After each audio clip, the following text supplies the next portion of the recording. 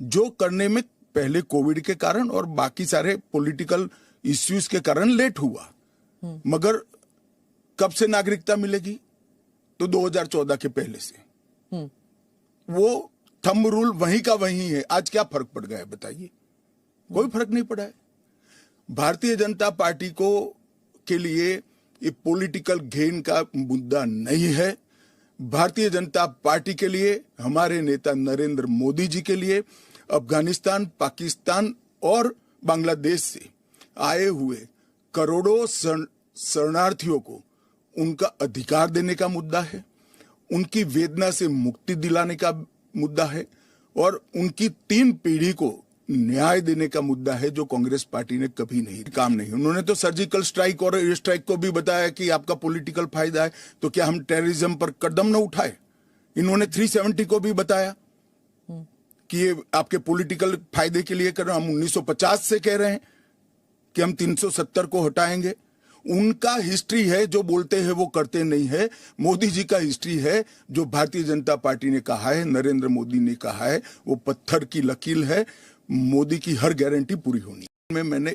मैंने कहा 41 टाइम 41 बार अलग अलग मंचों से इसके बारे में मैंने डिटेल बात करी है कि इस देश के अल्पसंख्यक माइनॉरिटीज या तो किसी और व्यक्ति को डरने की जरूरत नहीं है, क्योंकि सीएए में किसी की नागरिकता लेने का प्रावधान ही नहीं है। सीएए सिर्फ और सिर्फ 3 देश अफगानिस्तान, पाकिस्तान और बांग्लादेश से हिंदू, सिख, बौद्ध, क्रिश्चियन और पारसी, जो जैन और पारसी शरणार्थी आए हैं, इनको उनका अधिकार देने का कानून है, नागरिकता देने का कानून है, जिससे इनके जीवन की वेदनाओं को हम कम कर पाएंगे।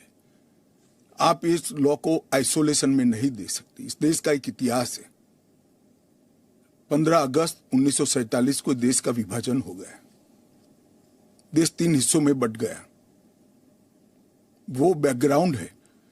भारतीय जनसंघ, भारतीय जनता पार्टी हमेशा विभाजन का विरोध किया।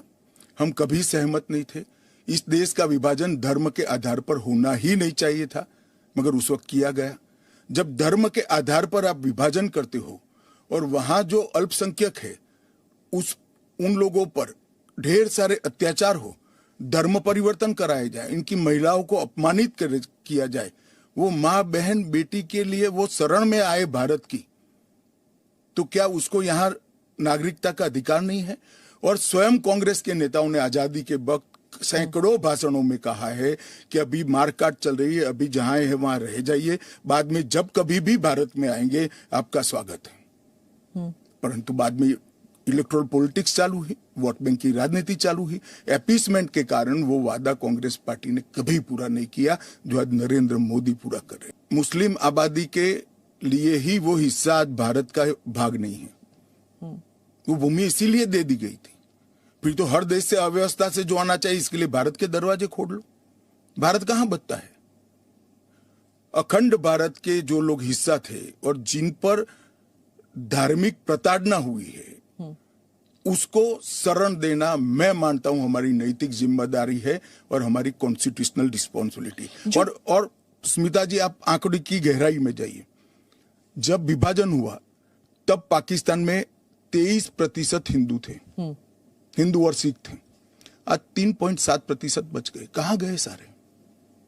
इतने सारे तो यहां आए नहीं। धर्म परिवर्तन हुआ, अपमानित किया गया, 2म दर्जे के नागरिक के नाते इनको रखा गया। कहां जाएंगे लोग? क्या देश इसका विचार नहीं करेगा? देश की पार्लियामेंट इसका विचार नहीं करेगी? देश की पॉलिटिकल पार्टियों ने इनका विचार नहीं करना चाहिए? 1951 में हिंदुओं का प्रतिशत 22% था। मैं 51 की बात कर रहा हूं। बांग्लादेश की 51 के आंकड़े ऊपर हमारे पास है। 2011 की जनगणना में वो 10% रह गए। कहां गए वो लोग?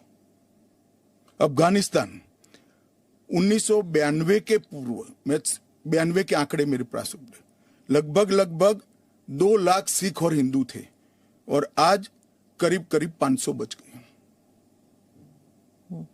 क्या इन लोगों को अपनी बिलीफ से जीने का अधिकार नहीं है? वो जब भारत एक था तब हमारे ही थे, हमारे ही भाई है, हमारी ही बहनें हैं, हमारी ही माता है। अगर यही थियोरी को आप अपना लो तो पार्टीशन के बाद इतने सारे शरणार्थियों को क्यों लिया? उसका भी तर्क नहीं है फिर तो कि वो प्रताड़ना आंकड़ों के आधार पर इतनी सिद्ध नहीं की जाती और पूरी दुनिया में ये सारा ब्लॉक मुस्लिम ब्लॉक माना जाता है। आप मेरी बात समझ कर चलिए। और सिया, अहमदिया वो तो छोड़िए, मुसलमान को भी अधिकार है यहाँ एप्लीकेशन करने का। हमारे संविधान ने रास्ता खोला है, वो एप्लीकेशन कर रेफ्यूजी के तौर पर। ना रेफ्यूजी के तौर पर नहीं, नागरिकता लेने के लिए अप्लाई कर सकते हैं। भारत सरकार इनकी भारत की सुरक्षा और भारत की बाकी सारी चीजों को देखते हुए उसका निर्णय करेगी। आपको बताता हूं, जिनके पास दस्तावेज नहीं है इसका रास्ता हम बाद में ढूंढेंगे, परंतु जिनके पास दस्तावेज है वो मेरे एक रफ अंदाज से 85% से ज्यादा है।